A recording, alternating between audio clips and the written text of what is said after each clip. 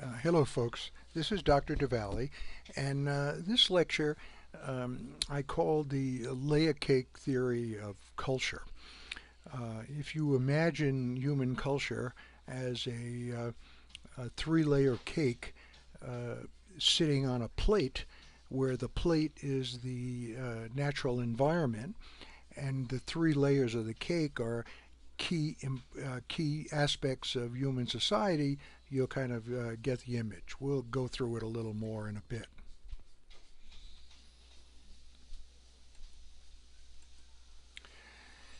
Again, first, what is culture? Okay, we went over this in an earlier video, but most anthropologists define culture as the learned, socially acquired traditions of thought and behavior found in human societies.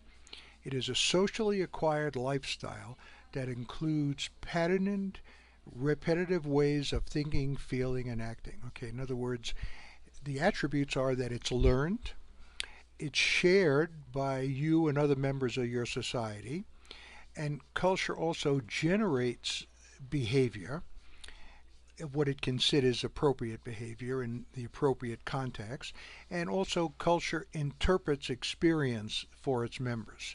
Again, it's this socially acquired lifestyle that includes patterned behavior, repetitive ways of thinking, feeling, and acting. And it is through culture that humans adapt to the physical and social world. The purpose of human culture. The purpose of human culture is adaptation for its members. Successful adaptation, really, for any species involve survival of its present population and procreation so the population can continue through time. Now, humans have adapted both biologically and behaviorally. Walking upright, bipedalism, is an example of biological adaptation where our bodies changed literally structure to adapt to a changing environment. In this particular case, it was through the cooling of the earth and the drying up of rainforests and the development of large grasslands with tall grasses. And so an animal that could walk upright could see further, see prey ahead of time. And so that was an adaptive advantage that we happen to get biologically through blind variation and selective retention, the way all biological adaptation occurs.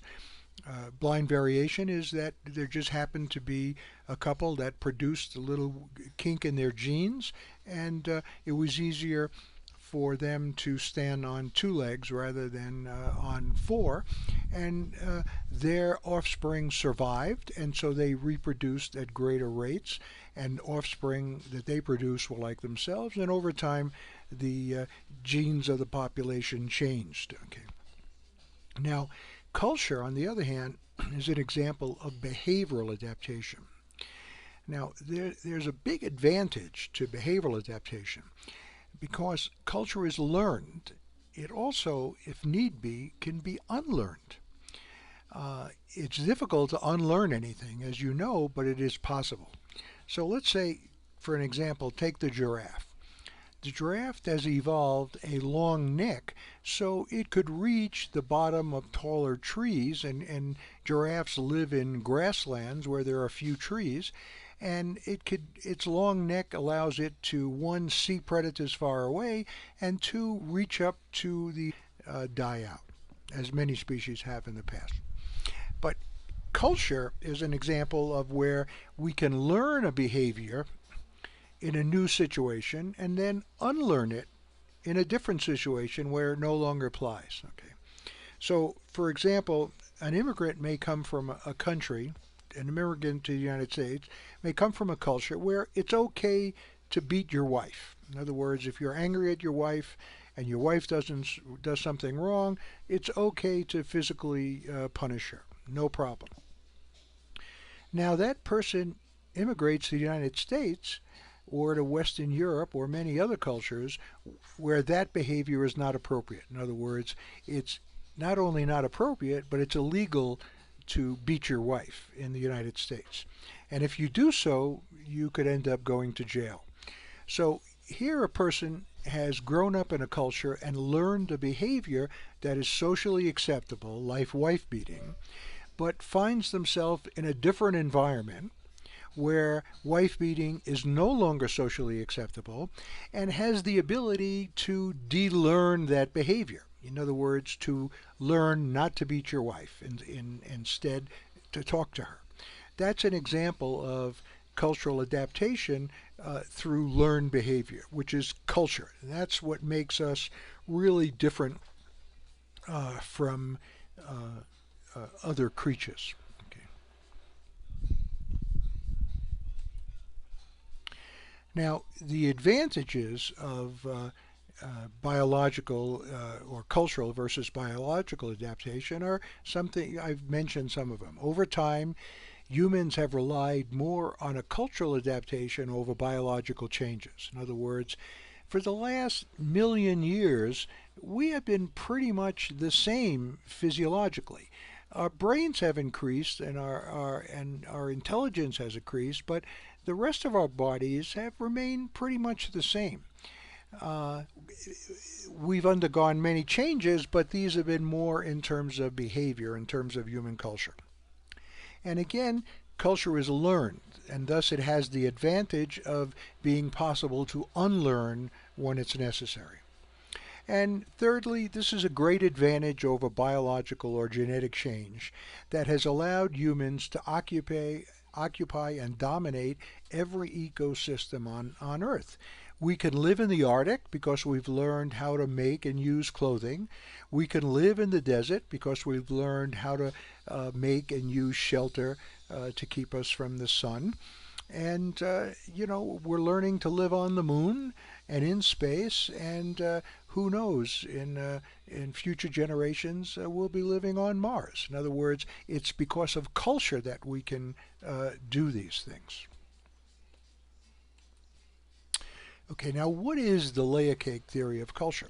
So again, look at the graph or the chart on the left.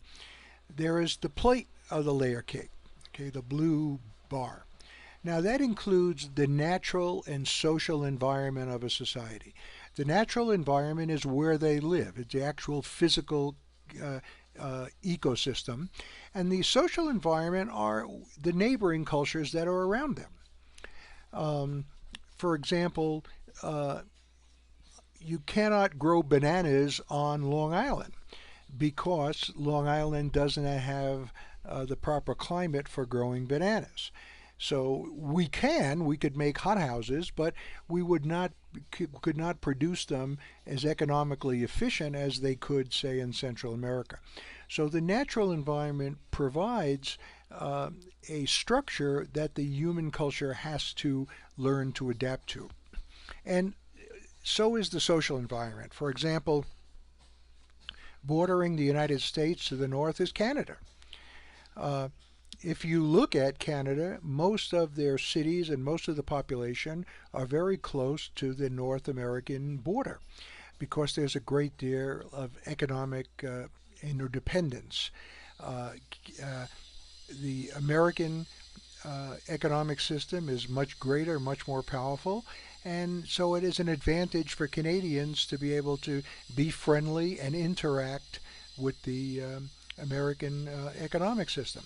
We also share similar cultural heritages. In other words, our original populations were both from England for the most part. So that's the social part of the environment that every society, every culture has to adjust to. Now let's look at the three layers of the cake. The bottom layer is sometimes called the techno-economic base. This is the part of culture where humans make a living and survive. Okay.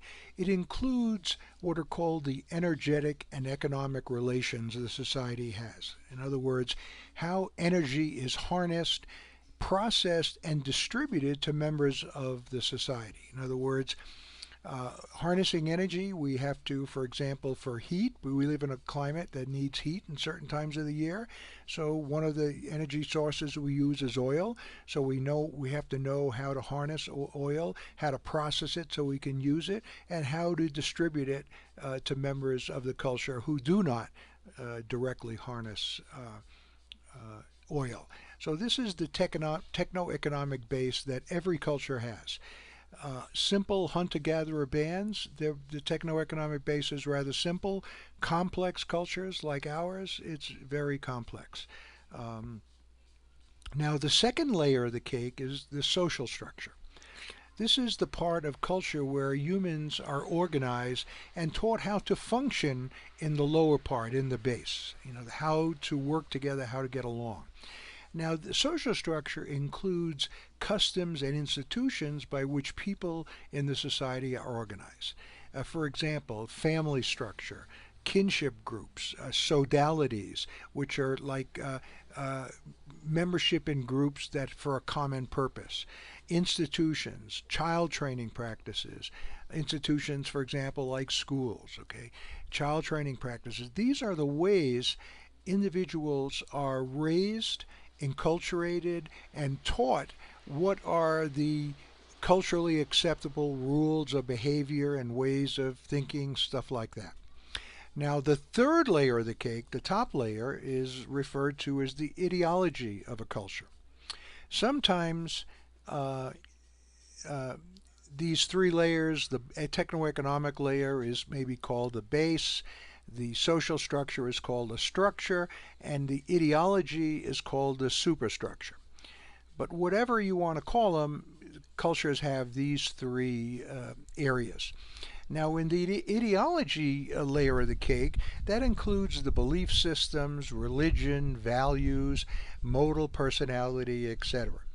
This is the part of culture where the person gets the values, attitudes, and personality traits that allow for functioning in the society. In other words, that allow a person to fit in well, more or less, in the culture they live in. For example, the Yanomami people that live in southern Brazil and northern Brazil and southern Venezuela are a tribal group that mainly grow plantains and are in a state of constant warfare with their other neighboring Yanomami villages.